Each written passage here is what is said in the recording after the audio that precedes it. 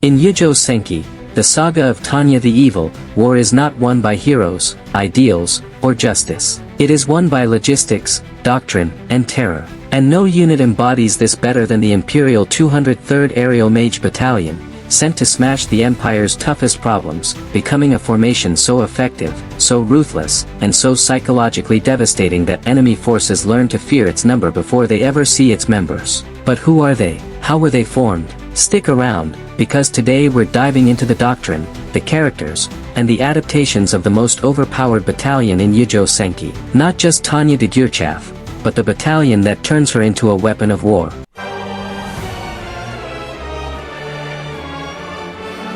To understand the 203rd, we must first understand the problem it was created to solve.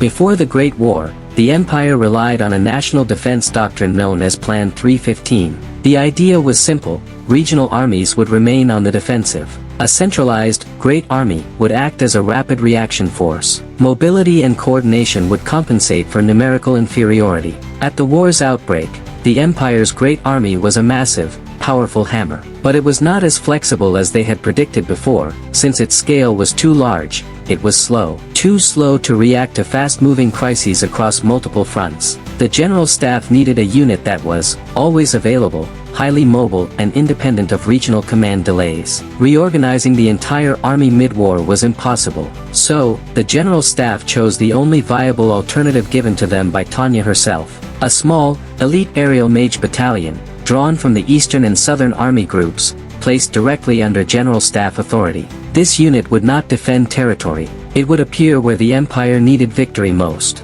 This was the birth of the Imperial 203rd Aerial Mage Battalion, approved as a test case. A unit so effective that it becomes the tip of the Empire's spear in nearly every major campaign of the war. Though it was directly under the command of Zetur, the Deputy Chief of Logistics, Ruttersdorf always asked for his consent before he utilized it. But the 203rd was not created because the Empire was strong. It was created because the Empire's original war doctrine failed.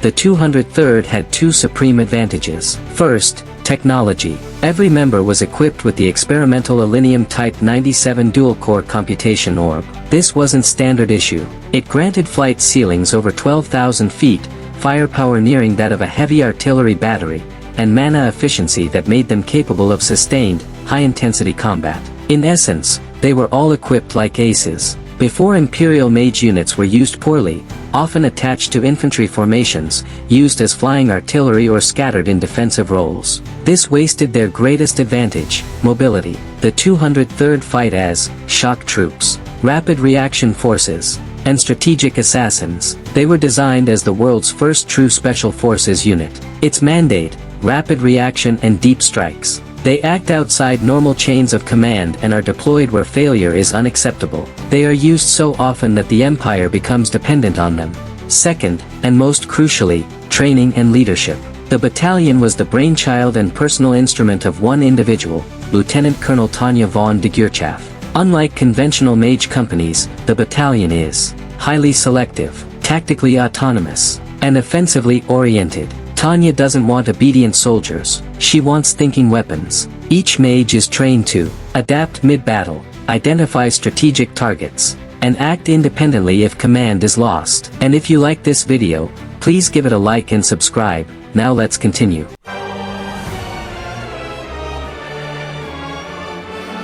On paper, the 203rd is deceptively small, with 48 active combat mages organized into 4 companies, but that's the point. Each company is designed for flexibility rather than mass. The battalion command is composed by a commander, Lieutenant Colonel Tanya Degurechaff, and Vice Commander, Major Matheus Johan Weiss. Even figures like Zetur are consulted rather than issuing direct orders, a sign of how politically sensitive the unit is. The first company is the spearhead, being the battalion's core strike force, often deployed first and hardest. Commanded by Tanya Degurechaff with Viktoriya Ivanovna Serebryakov as second-in-command in the anime and manga. The second company represents discipline and stability, commanded by Matheus Johan Weiss and Vooren Grantz as second-in-command. Weiss's company emphasizes coordination, logistics, and control, keeping the battalion functional under extreme pressure. The third company focuses on reliability and execution, commander by Wilibald Koenig, a quiet,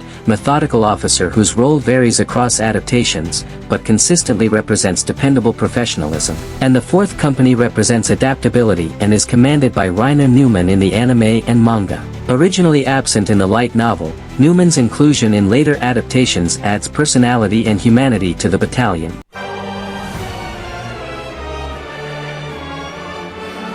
Let's start with Tanya Degurechaff. Tanya is not merely the battalion's leader, she is its conceptual core. A reincarnated salaryman with no faith in God, Tanya approaches war as a logistical problem. She writes a logistics thesis at age 9 and becomes the youngest war college graduate. She is the only person in her world capable of flying above 3,600 meters above sea level. Her modern, ruthless military mind shaped the 203rd training, turning them into a precision instrument of destruction. To her enemies, she is the devil of the Rhine, a laughing fairy of death dancing in the skies. To Imperial High Command, she is a necessary mad dog, a troublemaking genius. To her troops, she is white silver, a reliable, if terrifying, commander. Because of her age, Tanya can no longer smoke or drink as she once did, so she copes with her frustrations through food. According to the manga, she has a secret stash of chocolates and coffee. During the organization of Battalion 203, Tanya used a propaganda poster inspired by the recruitment advertisement for the Endurance during the Imperial Trans-Antarctic Expedition. According to the novel and manga, she has a confirmed record of 62 kills and 32 assists after leaving the Rhine. In the anime, we only see the salaryman working, but in the novel, we know that he works hard to have more free time to focus on his hobbies, so it's not all work and no play for him. Even in the manga version, Tanya is a big fan of the Gundam series, but there are also hints in the novel that he was an otaku, or rather, a gamer. The light novel emphasizes her cold rationality. The anime mythologizes her as a devil of the skies, and the manga humanizes her anxieties and coping mechanisms. Together, they form a commander who wins battles, and slowly loses any chance at a normal life. While Tanya is the terrifying heart, the 203rd is a precision instrument made of unique parts. Visha is more than an adjutant, she is Tanya's anchor. The second youngest in the battalion, she is fiercely loyal and incredibly pragmatic. She manages Tanya's chaos and is the battalion's emotional core. Visha was born in Moscow during the Tsarist regime. Due to the communists' political persecution of mages from the communists during the Civil War, they had no choice but to flee and seek refuge in the Empire. In the manga, while Visha and her family were fleeing to the Empire, a border skirmish broke out with the Federation. As a result, her parents were killed by artillery fire, when her family took refuge in the eastern part of the Empire and goes to live with her aunt. But I don't remember if it's like that in the novel. I think her parents are still alive. If you know their fate, let me know in the comments if they live or die in the novel. She stated that she had forgotten most of her childhood memories in her former homeland and that all that remained was to flee the Red Army. She is one of the few characters who interacts with Tanya on a regular basis both on and off the battlefield. Originally a conscript mage in the Empire's Cadet Corps, Visha served as a second lieutenant in the Imperial Army and later as a first lieutenant within the 203rd Aerial Mage Battalion. In the novel, she is the commander of the 3rd Company. In the manga and novel, she has a best friend from cadet school until long afterward named Ilya. Visha was assigned to Tanya's command, while Ilya was assigned as an artillery observer. One of her running gags is that she is very good at playing cards. No one in the battalion wants to play cards with Viktoriya after they got plundered by her. And she has repeatedly deprived the local HQ of wherever they are stationed of luxuries to the point where her stash is considered the battalion's treasury. She embodies the human cost of ideology, loyalty born from survival, not belief. Her portrayal varies sharply. She is a hardened pragmatist in the novel. We see her deep internal conflict, her gratitude to Tanya, mixed with a growing fear and awe of her commander's inhuman capabilities. In the anime, she is an optimistic believer, amping up her cute, long-suffering coffee brewer side, but never forgets she's a top-tier mage. And in the manga, she is the emotionally intimate supporter, but most importantly, the Yuri bait. No, but seriously, the manga also highlights her role as the normal, human lens we see Tanya through. She is the one character who consistently reminds us, war is not a game of efficiency, it is lived by people. If Visha manages Tanya, Weiss manages the battalion. Prudent, disciplined, and deeply caring for his subordinates, he is the reliable administrator who translates Tanya's aggressive strategies into executable orders. He is Tanya's trusted right hand for a reason, and when she know that she will have a job in the rear at the end of the movie, she appointed Weiss as her successor as commander of the battalion. She is willing to spend much time on. She often chats, sometimes bickers, with him. He is originally from the Eastern Army and the Anchor, the battalion's emotional and organizational stabilizer. He is the officer who ensures the 203rd remains functional, disciplined, and human, even as it is thrown into constant combat. One of his gags is his problem with alcohol.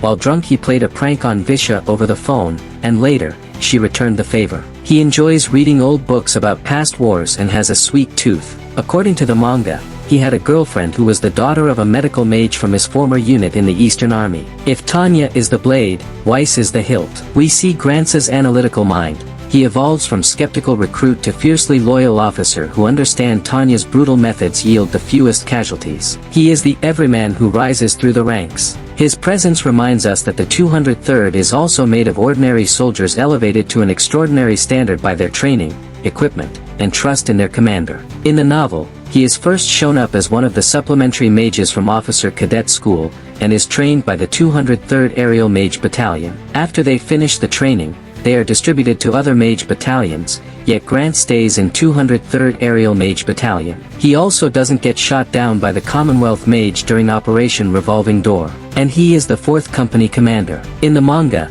he is the leader of 4th Training Platoon and received battle education from the instructor Unit 203rd Aerial Mage Battalion. After the night raid mission, he joins the 203rd Mage Battalion as the replacement of the wounded Koenig, the one soldier who received a medal by eating a bad potato. We also know more about his family. According to the manga, his younger sister's name is Ursula and all his family is magically gifted. He was given more importance with the death of one of his relatives who, like Tanya, was an ace of aces, recently fallen in battle and who he vows to follow in his footsteps. In the anime and manga, to build a stronger ensemble cast, we get 2 fan-favorite commanders. 3rd Company's 1st Lieutenant Wilibald Koenig, the silent, reliable professional, and 4th Company's 1st Lieutenant Rhiner Neumann, the playful, aristocratic chef with a stout heart. These two, along with Weiss, are given a shared past in the manga, classmates from a Dresden boarding school, adding depth to the battalion's camaraderie. Grantz, Koenig, and Neumann exist to show how the Empire industrializes talent. Their shifting roles across adaptations reveal the same truth. The system does not care who you are, only how well you perform. Survive, and you advance. Fail, and you disappear. We have also the nameless mages. This is a key difference. The anime presents the 203rd as an invincible, monolithic unit. The light novel and manga, however, constantly remind us of the cost. Mages die, replacements arrive, green and terrified. The battalion's strength is its doctrine and leadership, not just individual skill. Their shared trauma bonds them into an elite family.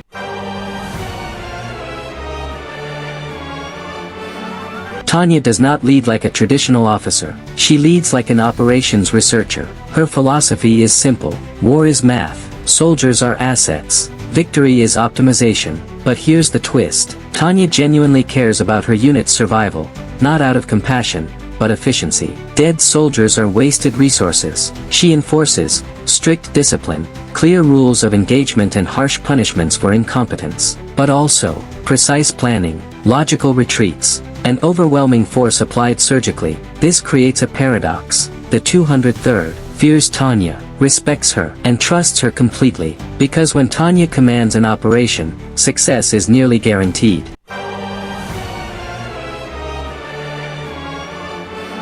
By mid-war, enemy commanders react not to Empire movements, but to rumors of the 203rd. If the 203rd is deployed, defensive lines collapse. Morale plummets. Retreats begin prematurely. This is deliberate. The 203rd is as much a symbol as a unit. They are not heroes. They are inevitable.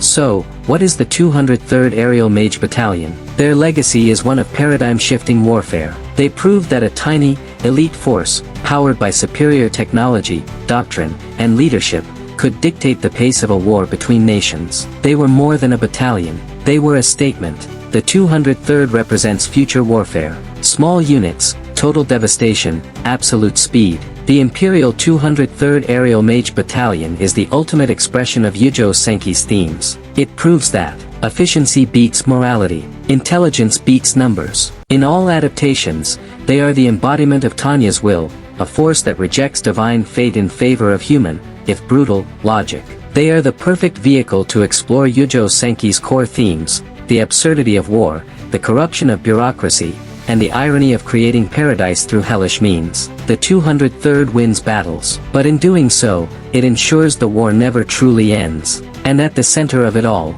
is a child forced to carry the weight of an empire. Whether you prefer the anime's spectacle, the manga's gritty detail, or the light novel's strategic depth, one thing is consistent.